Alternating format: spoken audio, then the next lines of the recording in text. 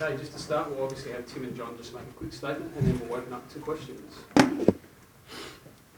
I'll start. Welcome, thanks for having me. I suppose it's an exciting moment for myself especially. It's been 19 years or so since I've been back to Australia properly and actually going to play football, but had a good training session. It was nice to have a kick around after 4 weeks and get a good blow, and I think it was really important to meet my teammates first before doing the press conference, and I'm excited for big things here, so I'm happy to be part of the Melbourne City team and back in the A-League. Yeah, and my part is the same. We're of course very happy that Tim has joined in after all the talks of all the is he coming, is he not coming? Well, he's here, so we're happy with that. He already had a session with the boys, and obviously need some time now to get used to things, but I think that will go very quick. And from here on, we'll move on and work together and try to make it work as a success for the club and for the A-League. Okay, open questions. Just hand and organisation. Daniel. Timmy, what was that moment like when you came into the dressing room this morning, put yourself down, met your teammates, and I guess the realisation finally kicked in that you are an A-League player now? Yeah, you know, it was pretty special just arriving in the country yesterday. It actually hit me that it's real, but I think the way that we've done it was the right way. You know, meet my teammates, be with the staff and the coach, have a good training session. You know, they made me say a speech before training, so it's just nice to be amongst the group, having a buzz. I know a few of the lads already, and it's a really nice place to be, but it feels good. I know it's the right decision. I knew it was the right decision months ago when we were talking, and I think overall, for myself personally, it's the right decision as a footballer as well, and I'm looking forward to it because I think as a footballer, you know, sometimes you can, you know, probably stay in China and coast through it. But I think this is going to give me a good challenge as well personally. You know, I think I've always been that player that needs that bit of pressure and needs that next kick. And I think here with the professional setup and the way it is, I know regardless of what's going to happen after Melbourne City, my total focus is to make this club the best it can be and to make the players around me better. And I know it's going to help me as a national team player and move forward to that. But it's a great feeling. You know, I didn't know I could feel like this again as a footballer, but it's very special. Timmy. Tim, goal.com, Michael.com. What did you say to the players with your speech?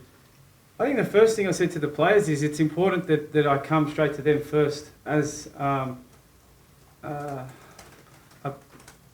big signing for the club.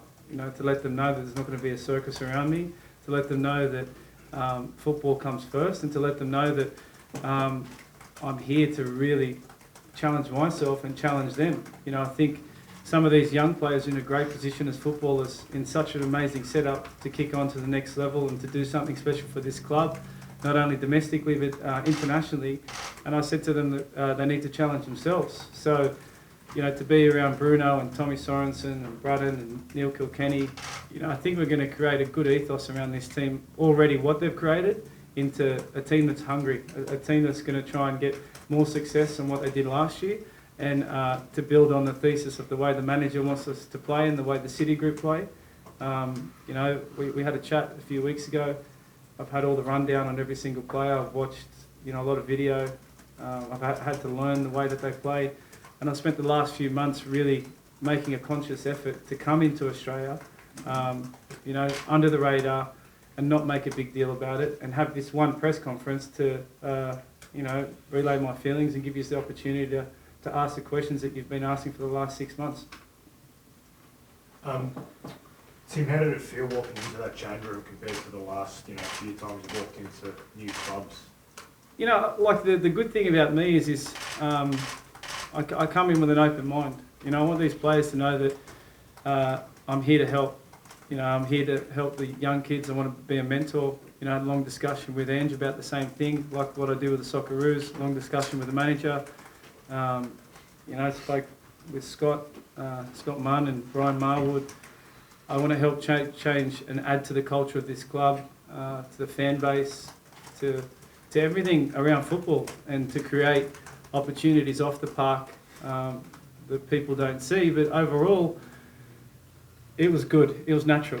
You know, they all felt the same thing as me, and it's just nice that they embraced me the way they did. But I think it was that nice special moment when they made me, I suppose you made me as well, say a few words to the boys, and I was like, no problem. So after I did that, the next thing's going to be the song. But no problems. You know, this is all part of what we do, and the culture's good here, and the professionalism, I have to say, is on a different level. Some clubs in Europe, some clubs in England don't have this set up, don't have the opportunity. So I want these kids to really know the situation they're in here. It's pretty special, and that's one of the biggest reasons why I'm here. Tim, just Matt running from the Herald Sun, it probably feels like 10 years now where you've been asked all the time, you're coming back to the A-League, you're coming back to the A-League. Did you always in your heart of hearts feel that you would be back before you retired? I think, a couple of months ago, it was pretty much near and done and dusted that I'd going to sign a 3-year contract with Hangzhou Greentown to renew. The great thing was speaking with the City Group for months now, you know, Brian Marwood, Scott, Simon Pearce. I'm always someone that looks to the future, and I've got to think of my children, got to think of family decisions, schooling. I've got to think of what I'm going to do next. I have to think of what I want to do in Australia with grassroots, and I have to think about, you know, the bigger picture. I don't think, like anything, I've got great people that I can turn to, and I've had a fantastic mentor, and Chris Elder and Jake, his son, who we work very closely. And we pretty much said to ourselves, like, you know, what do I want from the rest of my career? What can I create if I do come back to Australia? And let's be honest, let's be blunt. There's going to be a lot of pressure on me. But there was a lot of pressure when I moved to the Premier League. There was a lot of pressure when I took that jump to the MLS. There was a lot of pressure when I went to China. And there's a lot of pressure every time I come back into camp for Australia. So you can imagine the amount of pressure I'm on just for a Socceroos camp. But this is going to multiply. But I suppose this is what I need as a player. I suppose this is what's always made me tick. And, you know, Chris and my wife said something to me along the lines of, don't think you're the same guy without a challenge. Because in China, okay, it's fantastic the way they take care of me, and I was in a comfortable situation where I was playing games and, you know, I was at my own pace. Whereas now, it's a whole different level. You know, I have to be fit. You know, I've done my fats. They've tested my weight already. They've already put me through my paces with training. And the big one was when my son Shay texted me. We beat Yumbian 4-1. We were away on an 8-day tour, and sitting next to Spranovic, and my little boy just said to me, "Dad, it's not the right move for my football if we stay in China." That was it. I rang Chris, I rang my wife, I said, I rang Scott. Got to Scott, called to Brian, I said, it's over. I closed talks with Greentown, and you know, they could have thrown anything at me, and they did. And it was sad because, you know, we won 3 games on the spin, so I felt like I left them in a great position. But you know, regardless of contracts or all these sorts of things, it doesn't faze me. I think the biggest thing for me is it was very easy negotiations. You know, it was done very quickly, and I can't thank, you know, everyone that played their part. But you know, I come to this training ground months ago. You know, people don't understand the detail of what's gone behind this. It's not out of disrespect to you guys by not telling you what's happening. Fine, you can guess, you can print whatever you want, you can say whatever you want. I think I've got to respect the club, I've got to respect my family, I've got to respect passing a medical. You know, so I don't say too much, and I think it's better to say that, but when it's time to speak, then, you know, you guys know that I always throw my 5 cents in.